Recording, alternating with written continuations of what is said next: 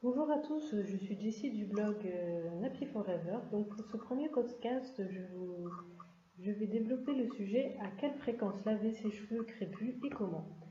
Donc en général, les professionnels de la coiffure conseillent de laver les cheveux crépus au moins une fois par semaine, voire tous les 10 jours. Donc c'est mon cas, moi je lave mes cheveux environ une fois par semaine, voire tous les 10 jours, gros maximum tous les 15 jours.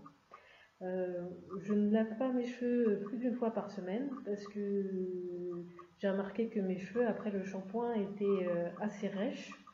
Donc pour pas les dessécher plus qu'ils ne sont, parce que les cheveux crépus déjà sont très secs, je préfère les laver une fois par semaine. Donc en général, avant de faire mon shampoing, je fais ce qu'on appelle un pré-poux. Donc moi, le pré-poux, j'utilise des huiles végétales. Ça va être de l'huile de ricin que j'achète chez Aromazone, de l'huile d'avocat également, que j'achète au même endroit. De temps en temps, j'utilise de l'huile d'olive, mais je préfère l'huile de ricin et l'huile d'avocat parce que je trouve que ça nourrit bien le cheveu, ça les rend doux et ça les rend plus facile à coiffer. Et moi, ça me permet de faire mon démêlage avant le shampoing. Donc moi j'utilise mon vapeau. Dans mon vaporisateur, je ne mets que de l'eau minérale, de l'eau, voilà, que vous trouvez en grande surface.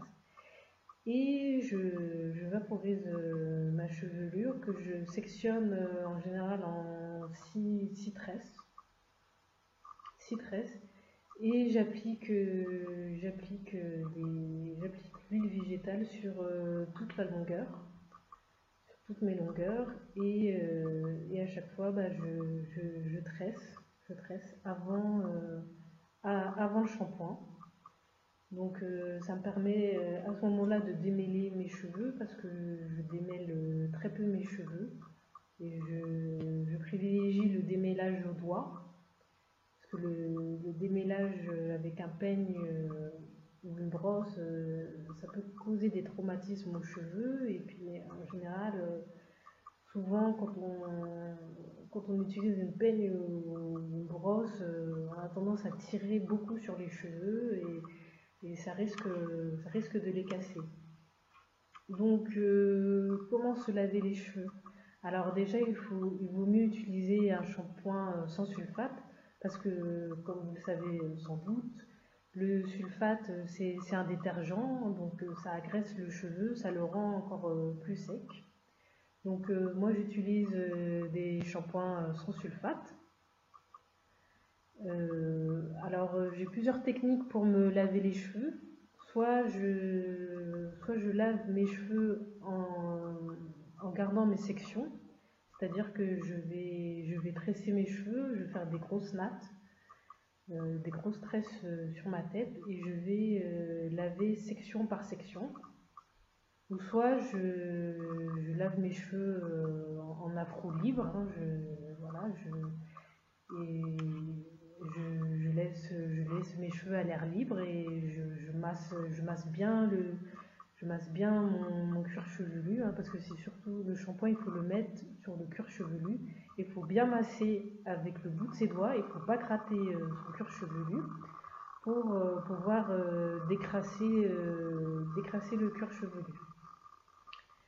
Donc j'ai lavé mes cheveux avec mon shampoing, je fais un après-shampoing. Donc voilà, un après-shampoing, vous trouvez des tas dans le commerce. Alors des fois je fais un masque, un soin profond, hein, ce qu'on appelle un soin profond, soit ça va être un soin hydratant, soit un soin protéiné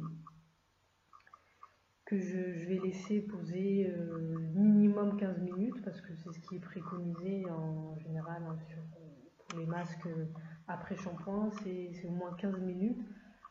Si possible que vous laissez poser sous une source de chaleur, soit un steamer, soit vous pouvez utiliser du cellophane, voilà, du film plastique avec lequel vous enroulez vos cheveux pour que le produit pénètre bien dans vos cheveux et ensuite vous rincez. Donc après le rinçage, donc moi je rince souvent mes cheveux avec du vinaigre de cidre pour équilibrer le pH de mes cheveux. Et ensuite j'utilise un soin sans rinçage, hein. Ça peut être un lait capillaire, du beurre de karité. Et ensuite, je procède au démêlage de mes cheveux. Je redémêle mes cheveux pour éliminer les nœuds.